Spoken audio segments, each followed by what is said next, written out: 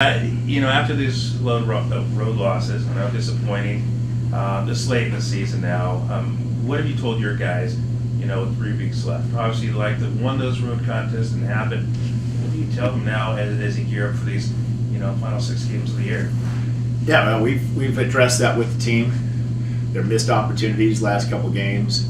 You take a look at the standings, and we win those 2 games, and maybe the Sonoma game earlier this year, or the San Marcos game at home earlier this year, and you take a look at what that would have done to our record in comparison to the conference, and we'd be sitting at the top of the league. We'd be number 1. So you take a look at those missed opportunities and not try to put salt in their wounds, but certainly wake them up, have a sense of urgency, maybe a little bit of a chip to get them motivated to reiterate the fact that every game counts, certainly in this conference, as tight as it is. So you look ahead of you up top, you look down below you, who's chasing you, and it's going to be down the stretch we go into the last 6 games of the season. 10-1 this season at home. You guys are home this week. I think you play 4 out of 6 at home. You got Pomona this week, a team that you got to win against this season.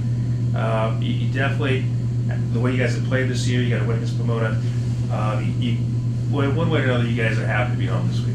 Yeah, with 6 games to go, the schedule on paper looks great. We've got 4 out of the 6 at home.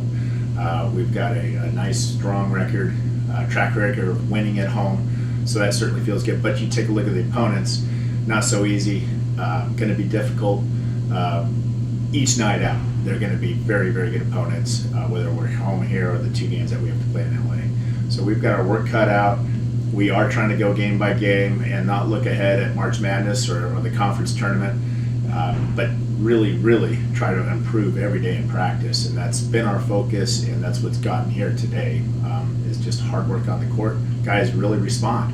If we come strong with a practice plan, they are focused and they play hard every day. So I really appreciate that with this particular team. You got to win against Pomona last time. How did you guys, though, handle their zone? I know for a lot of teams it gives them quite the fit, but how did you guys handle that the last time? Their zone is not only known within the conference or the West region, but nationally.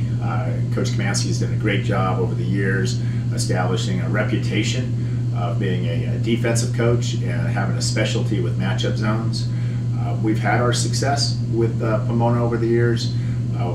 That comes with good shooting. So if we can shoot it well, we'll beat them. That's just how it is with Pomona. If we shoot it well, you're going to get open shots if you get yourselves in the right positions on the floor. So it really comes down to how hot we get.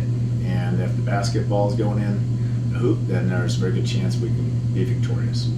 I was asking the women's team, and for you guys too, there's a lot of teams that right now in the season are playing for nothing. It's just, hey, they've had a bad season, they're playing the games because they're on the schedule. For you guys, you're playing for something. Yeah, we're playing for a lot. We could be looking at a conference tournament home game. We're a game or 2 away from being in that bracket, or a game or 2 away from being out of the tournament. So with 6 games to go, like I said, it's really early to be really looking at the statistical part of it.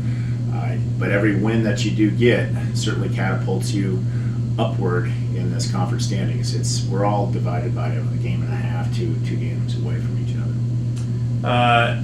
For the fans, I know on Thursday and Saturday they'll be wearing pink for cancer awareness, and then Saturday for Black History Month and a blackout at Lumberjack Arena. So if you could just kind of talk about those 2 things and try and encourage fans to do that and show up this week. That's really kind of an awareness week with the cancer awareness on Thursday night, and it just happens to fall on Valentine's evening. So I'm not sure if our guys are going to be wearing some pink shoelaces, or I'll be wearing a pink tie or something like that, but we want to make sure there's a great awareness. I know they're doing some things at halftime for promotion, and I think that's awesome. It's wonderful. I think it's great that we're doing that, spending time getting that arranged. And then on obviously Saturday, Black History Month, and wearing our black jerseys. Our guys love wearing those. We have a good record with those on, so I'm excited about that too. But just the awareness, I think, is so important, and that's powerful. The kids come to the game and they're asking why, and they're told why, and they see that, and I think that's really important. All right, anything else? That's good. All right, thanks, sir.